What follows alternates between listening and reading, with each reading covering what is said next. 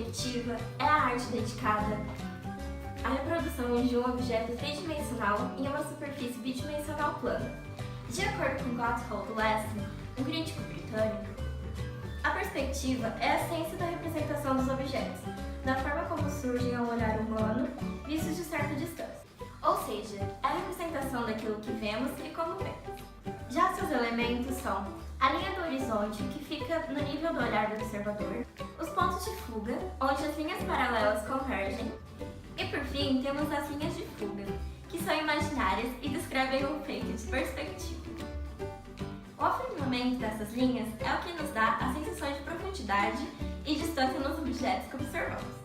Podem existir desenhos com até 3 pontos de fuga. Um ponto de fuga geralmente é usado para a representação de estradas, vias férreas ou edifícios, que se encontram diretamente com o observador, de frente para ele.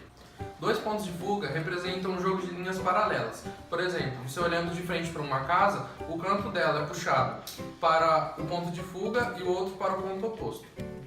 3 pontos de fuga normalmente são utilizados para desenho de cima para baixo. Exemplo, quando você está olhando um edifício acima dele, o ponto de fuga vai para o lugar mais alto dele, para o espaço mais alto. E de onde vem essa técnica? Essa técnica surgiu dentre os povos egípcios e assírios. Os desenhos podiam ser observados em perspectiva. Por volta do ano 1000, o matemático Al-Razi demonstrou em sua obra que a luz se projetava no olho humano de forma cônica.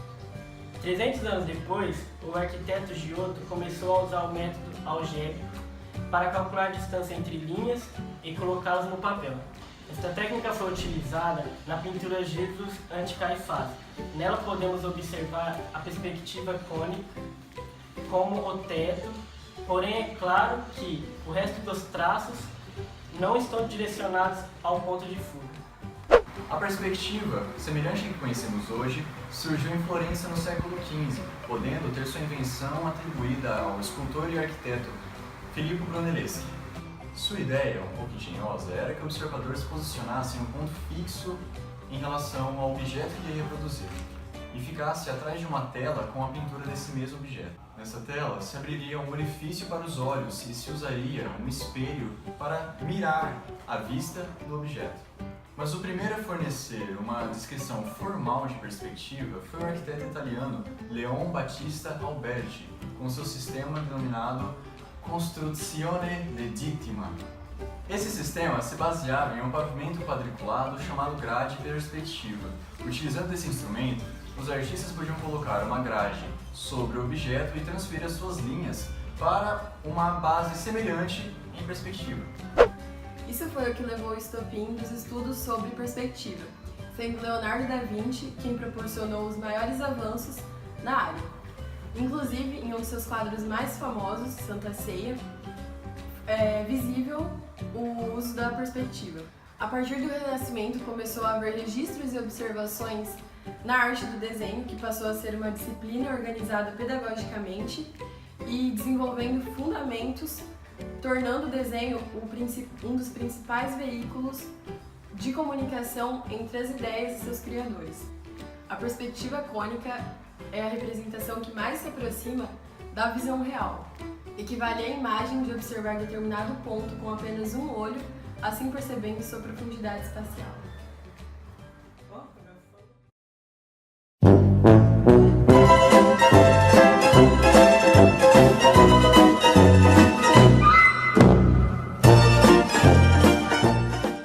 Por exemplo, você olhando de frente para uma casa. Porra, celular, velho! Esta técnica surgiu desde os povos antigos. Não, já errei, mano.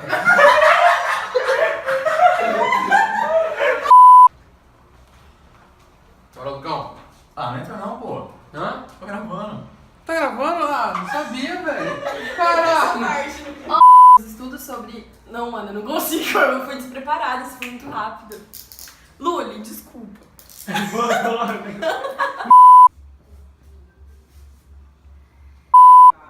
Esse é o final, né? Vou bater no Igor. Oi, Igão! Pode existir, não é pra mim, não. Por favor, não. Eu ia falar antes, mas... Mas não é muito certo. We are the champions, my friend. Dun, dun, dun. Ou, na moral, empresta pasta de dente aí. Não, vai, corta aí. Tacar isso aqui.